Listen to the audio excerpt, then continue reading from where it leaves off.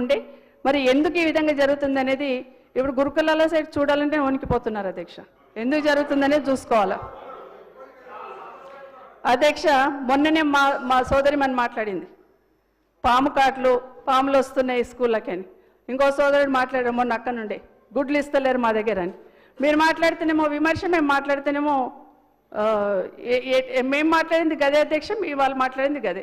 నేనేమంటున్నా, ఉంటాయి అక్కడక్కడ ఇలాంటి సమస్యలు ఉంటాయి, రెక్టిఫై చేసుకోమని కోరుతా ఉన్నాను అధ్యక్ష. హాస్పిటల్ పాలైతే, హాస్పిటల్కి వెళ్తే, లేకపోతే విషారం తింటే ఎవరో వార్డెన్ సస్పెండ్ చేస్తున్నాం, కానీ దాని డెప్త్లోకి వెళ్ళి మళ్ళీ జరగకుండా చూసుకోండి. ఇంకొక మాట ఏం చెప్పారంటే, ప్రతి స్కూల్లో కూడా అడిషనల్ కలెక్టర్ పోవాలి చూడాలన్నారు. ఇప్పటివరకు ఎంతమంది అడిషనల్ కలెక్టర్లు ఎన్ని గురుకులాల్లోకి వెళ్ళారనేది దయచేసి రిపోర్ట్ తెప్పించుకుంటే తప్పకుండా పిల్లలకు ఉపయోగపడుతుంది అధ్యక్ష. ఇంకోటి కూడా అధ్యక్ష, ఈ స్కూళ్ళల్లో ఇలా జరుగుతున్నాయని చెప్పేసి ఒక ఎంక్వైరీ చేశారు అధ్యక్ష. ఏసీబీ వాళ్ళు రైడ్ చేశారు అధ్యక్ష. వాళ్ళతో పాటు ఫుడ్ ఇన్స్పెక్టర్స్ కూడా వెళ్ళారు అధ్యక్ష. వాళ్ళు ఒక రిపోర్ట్ ఇచ్చారు. కనీసం ఆ రిపోర్ట్ ఏమి ఇచ్చారు, కనీసం మీరు చూసారా, చూస్తే ఏం చర్యలు తీసుకున్నారు అనేది ఖచ్చితంగా ఈ ప్రభుత్వం, ఎందుకంటే మీరేసిన కమిటీలే, మీరేసిందే కాబట్టి ఏం రిపోర్ట్ వచ్చిందనేది తప్పకుండా చెప్పాలి అధ్యక్ష. ఎప్పుడన్నా ఇట్లాగే అయినప్పుడు మేము వెళ్తాం అనుకోండి అధ్యక్ష, మమ్మల్ని ముందరనే తీసేస్తున్నారు, పట్టేస్తున్నారు, అరెస్ట్ చేసేస్తున్నారు. చెప్తానండి అధ్యక్ష. మొన్న ఈ మధ్య మాగనూరులో, నారాయణపేటలో అధ్యక్ష, వరుసగా 3 రోజులు ఫుడ్ పాయిజన్ అయితే అక్కడ ఉన్న ఎక్స్ఎమ్మెల్యే గారు పోయారు. తీసుకుపోయి అరెస్ట్ అయినా కాకుండా 144 సెక్షన్ ఎందుకు పెట్టారు అధ్యక్ష? అక్కడ అంత అవసరమే ఉంది. రెండవది అధ్యక్ష, తాండూరులో ఒక హాస్టల్లో పిల్లలు ఇట్లాగే అయిందని 3 రోజులు అయినా కూడా పేరెంట్స్ని రానియట్లేదని స్కూల్లోనే పెట్టి, స్కూల్లోనే పెట్టి వాళ్ళకు ట్రీట్మెంట్ ఇప్పిస్తున్నారు అన్నప్పుడు, ట్రీట్మెంట్ ఇప్పిస్తారు అన్నప్పుడు అధ్యక్ష నేను సత్యవతి గారు అక్కడ వెళ్ళాము అధ్యక్ష చూడాలని. స్కూల్ వరకు కూడా వెళ్ళలేదు అధ్యక్ష. మమ్మల్ని తీసుకొచ్చి మళ్ళీ హైదరాబాద్ సైడ్ పంపించేశారు. కానీ నెక్స్ట్ ఏం చేశారు అధ్యక్ష, అదే అమ్మాయిలను తీసుకొచ్చి నిమ్స్లో జాయిన్ చేశారు. అట్లాగే మొన్న కోవలక్ష్మి గారి కాన్స్టిట్యున్సీలో అట్లాగే విషారం అయిందని చుండికపోతే పోలేదు, కానీ ఆ అమ్మాయిని నిమ్స్ వరకు తీసుకొస్తే కూడా లాస్ట్కి అమ్మాయి ప్రాణమే పోయింది అధ్యక్ష. ఏమంటుందంటే అధ్యక్ష, మమ్మల్ని ఇది చేసేదానికన్నా, మమ్మల్ని ఆపేదానికన్నా ఇది జరుగుతున్నాయి, ఎందుకు జరుగుతున్నాయని దయచేసి చూడమని కోరుతా ఉన్నాను అధ్యక్ష. ఇట్లా అవుతుంది కాబట్టి అడ్మిషన్స్లో కూడా అధ్యక్ష మొన్న గురుకులాలకు అడ్మిషన్స్ గురించి ఎగ్జామ్ రాస్తే ఎంతమంది అధ్యక్ష, 51,000 సీట్లు ఉంటాయి అధ్యక్ష. ఎంతమంది అప్లికేషన్లు పెట్టుకున్నారు అధ్యక్ష? 80,000. అదే ముందు సంవత్సరం ఎంత పెట్టుకున్నారు అధ్యక్ష? 1,20,000 మంది అప్లికేషన్స్ వచ్చినాయి. ఒక్కసారి 40,000 అప్లికేషన్స్ ఎందుకు తగ్గినాయి అధ్యక్ష? ఒకసారి పోటీ పడి ఇలా మాకు కావాలి సీట్ అని అడిగిన పిల్లలను చూసినాము. మరి ఇప్పుడు ఉన్నాయి బాబు సీట్లు అంటే కూడా ఎందుకు అప్లికేషన్లు తగ్గినాయి అనేది ఒకసారి చూసుకోవాలని కోరుతా ఉన్నాను అధ్యక్ష. దీంట్లోనే మిగిలిపోయిన సీట్లు, ఇది మేము చెప్తుంది కదా మంత్రి గారు, మిగిలిపోయిన సీట్లు ఒక్కొక్క సీటు 50,000కు అమ్ముకున్నారు. ఎంక్వైరీకి వేసింది ప్రభుత్వం అని పేపర్లో చూశాను అధ్యక్ష.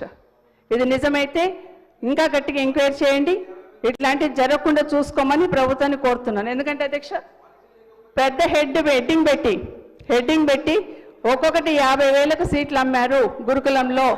దయచేసి అది జరిగి ఉంటే మాత్రం భవిష్యత్తులో జరగకుండా మీరే ఎంక్వైరీ చేశారని కూడా పేపర్లో రాశారు. ఆ ఎంక్వైరీ చేస్తుంటే ఆ రిపోర్ట్ వచ్చింటే మాత్రం గట్టిగా యాక్షన్ ఎన్ఎం శ్రీనివాసరెడ్డి గారు 50 నిమిషాలు అయినాయి సార్. హరీష్ రావు గారు 1:15 నిమిషాలు ప్రశాంత్ రెడ్డి గారు మాట్లాడారు. 50 నిమిషాలు అయింది. మీరు కూడా అర్థం చేసుకోవాలి, ఇంకా చాలా మంది సభ్యులు ఉన్నారు. ప్లీజ్ క్లోజ్ చేయండి మేడం, కంక్లూడ్ చేయండి మేడం ప్లీజ్. ఆగండి, అయిపోయినాయండి మళ్ళీ అధ్యక్ష. అయితే ఓకే అధ్యక్ష, షార్ట్గానే చెప్తానండి. అధ్యక్ష, ఇంటిగ్రేటెడ్ స్కూల్స్ అంటున్నారు. ఇంటిగ్రేటెడ్ స్కూల్ ఒక్కొక్కటి 200 కోట్లు పెట్టి కడతామంటున్నారు. కానీ అధ్యక్ష, ఇంటిగ్రేటెడ్ స్కూల్స్కి బడ్జెట్ ఎంత పెట్టారు అధ్యక్ష? 2,900 కోట్లు అధ్యక్ష. మరి మీరు 56 స్కూళ్ళు కట్టాలంటే ఒక్కొక్క దానికి 200 కోట్లు అంటే 11,000 కోట్లు కావాలి అధ్యక్ష. మీరు పెట్టింది 2,900 కోట్లు అధ్యక్ష. మరి ఇప్పుడు ఎట్లా పూర్తి చేస్తారు అనేది దయచేసి మీరు బేరీజ్ వేసుకోండి, ఎప్పుడు పూర్తి చేస్తారనేది. అందులో అన్ని పెడుతున్నాం అంటున్నారు.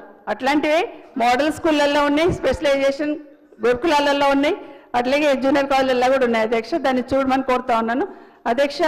వీటితో పాటు ఇప్పుడు మీరు ఏవైతే రెసిడెన్షియల్ స్కూల్స్ అంటున్నారో దీంట్లో స్టూడెంట్స్ని గురుకులాలు ఉన్న వాళ్ళని అందులో షిఫ్ట్ చేస్తారా, గవర్నమెంట్ స్కూల్ ఉన్న వాళ్ళని అందులో షిఫ్ట్ చేస్తారా, లేదా కొత్తగా రిక్రూట్ చేసుకుంటారా, కొత్తగా అపాయింట్ చేసుకుంటారని ఒక క్లారిటీ ఇవ్వాలి అధ్యక్ష. ఎందుకంటే గురుకులాలు ఉన్న వాళ్ళని అక్కడ షిఫ్ట్ చేస్తామంటే ఓకే, ఒక రకంగా ఆలోచిస్తాం. లేదా కొత్తగా 3 లక్షల మంది పిల్లల్ని ఈ స్కూల్లోకి తీసుకొస్తాం అనుకుంటే దానికి సంబంధించిన ఎక్సైజ్ అంత ఉంటుంది, అది కూడా చేయాల్సి వస్తుంది. ఆ క్లారిటీ ఇవ్వాలి అధ్యక్ష. ఓవర్సీస్ స్కాలర్షిప్స్ అధ్యక్ష ఏదైతే పెండింగ్ ఉందో, మొన్న కూడా డిస్కషన్ అయింది, ఓవర్సీస్ స్కాలర్షిప్స్ కూడా పెండింగ్ ఉన్నాయి, విడుదల చేయాలని. అదేవిధంగా 25 lakhs పెంచుతామన్నారు, దాన్ని కూడా చేయాలని కోరుతా ఉన్నాను అధ్యక్ష.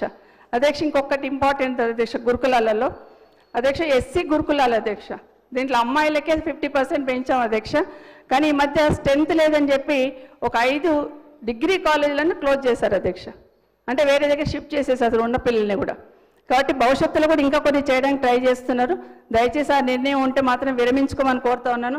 అట్లే జూనియర్ కాలేజీలను కూడా 238 జూనియర్ కాలేజీలను ఎస్సీ జూనియర్ కాలేజీలలో అధ్యక్ష గురుకులాలలో నేను చెప్తుంది, వాటిని కూడా వేరే దగ్గర మెర్జ్ చేయాలని చూస్తున్నారు. దయచేసి అట్లాంటి ఆలోచన ఉంటే విరమించుకోవాలని కోరుతా ఉన్నాను అధ్యక్ష ఈ ప్రభుత్వాన్ని. ఒక్క నిమిషం అధ్యక్ష, అయిపోయింది సార్. ఇంకొకటి అధ్యక్ష, సార్ ఇది ఒక్కటి అధ్యక్ష, గురుకులాలలో మనం సెంటర్ ఆఫ్ ఎక్సలెన్స్ కేంద్రాలు పెట్టినాం అధ్యక్ష. ఎందుకంటే ఎంసెట్ నీట్ కోచింగ్ తీసుకోవడానికి పేద పిల్లలకి ఇబ్బంది అవుతుందని పెట్టినాం అధ్యక్ష.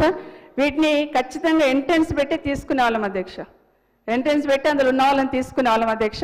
దాంట్లో ఇప్పటికి దాదాపు 1000 మంది ఎంబీబీఎస్ సీట్లు సాధించారు అధ్యక్ష. అయితే వీళ్ళకి ఎంబీబీఎస్ సీట్ వచ్చిన వాళ్ళకి 50,000 రూపాయలు ఇచ్చేవాళ్ళం అధ్యక్ష. ఇంజనీరింగ్ వచ్చిన వాళ్ళకి ఒక ల్యాప్టాప్ ఇచ్చేవాళ్ళం అధ్యక్ష. ఇప్పుడు అది మొత్తం తీసేశారు. దయచేసి దాన్ని మరొకసారి ఆలోచించి పునరుద్ధరించమని కోరుతా ఉన్నాను. యూనివర్సిటీ ఒక 5 నిమిషాలు చెప్తాను అధ్యక్ష, ఎక్కువ టైం తీసుకున్నాను అధ్యక్ష.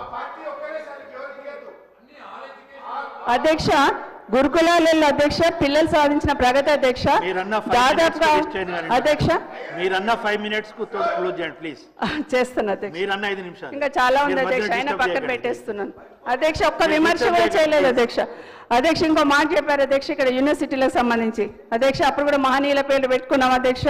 అగ్రికల్చర్ యూనివర్సిటీకి ప్రొఫెసర్ జయశంకర్ గారి పేరు, వెటర్నరీ యూనివర్సిటీకి పివి నరసింహారావు గారి పేరు, హార్టికల్చర్ యూనివర్సిటీకి కొండా లక్ష్మీ బాపూజీ గారి పేరు, మెడికల్ యూనివర్సిటీకి కాళోజీ గారి పేరు అప్పుడు కూడా పెట్టుకోవడం జరిగింది అధ్యక్ష. అసలు వీసీలను అపాయింట్ చేస్తున్నప్పుడు అసలు ఎప్పుడు చేయలేదు, ఇప్పుడే వీసీలను అపాయింట్ చేసుకున్నామనే లెవెల్లో మాట్లాడారు అధ్యక్ష. అప్పుడు కూడా మేము కూడా 2 సార్లు వీసీలను వేసాం, 30 మంది వీసీలను అపాయింట్ చేసుకున్నాము అధ్యక్ష. దీంట్లో దళితులకు ఎక్కడ, ఎస్సీలకు ఎక్కడ వీసీలుగా వేయలేదని చెప్పారు అధ్యక్ష గత ప్రభుత్వంలో అధ్యక్ష. ఇందులో ప్రొఫెసర్ సామయ్య గారిని తెలంగాణ యూనివర్సిటీ వీసీగా ఒక దళితుల అధ్యక్ష, ప్రొఫెసర్ మల్లేశం గారిని కూడా శాతవాహన యూనివర్సిటీకి అధ్యక్ష, అదేవిధంగా రాథోడ్ గారిని పాలమూరు యూనివర్సిటీకి, విద్యుత్ లత గారిని ఉమెన్ యూనివర్సిటీ మహిళా యూనివర్సిటీకి అధ్యక్ష, ప్రొఫెసర్ లింబాద్రి గారిని హైయర్ ఎడ్యుకేషన్ కౌన్సిల్కి చైర్మన్గా అధ్యక్ష, మల్లేశం గారిని హైయర్ ఎడ్యుకేషన్ కౌన్సిల్కి వైస్ చైర్మన్, ఇట్లా చాలా మందిని చేసుకున్నాం అధ్యక్ష. యూనివర్సిటీలో వీసీలను అపాయింట్ చేస్తున్నప్పుడు 12 యూనివర్సిటీలకు సంబంధించి ఒకసారి సెర్చ్ కమిటీ వేశారు అధ్యక్ష ఈ ప్రభుత్వం. అన్నిటికీ 11కి అనౌన్స్ చేసి ఒక జేఎన్టీయూకి ఎందుకు ఆపారు అధ్యక్ష? 3 నెలల వరకు పెండింగ్ పెట్టి సెర్చ్ కమిటీ ఇచ్చిన పేర్లు కాకుండా మళ్ళీ కొత్త పేర్లు ఇంక్లూడ్ చేసి తీసుకొచ్చే ప్రయత్నం చేశారు అధ్యక్ష. మరి ఇదే పారదర్శకతనా? ఇదేనా పారదర్శకత అంటే ఒకసారి చెప్పాలి, ఎందుకంటే పారదర్శకంగా చేశామంటున్నారు అధ్యక్ష. ఇప్పటి వరకు ఎగ్జిక్యూటివ్ కౌన్సిల్ని అపాయింట్ చేయలేదు, ఇది తొందరగా చేయాలని కోరుతా ఉన్నాను అధ్యక్ష. పాలిటెక్నిక్ కాలేజీలని ఇంజనీరింగ్ కాలేజీలు చేస్తామన్నారు అధ్యక్ష.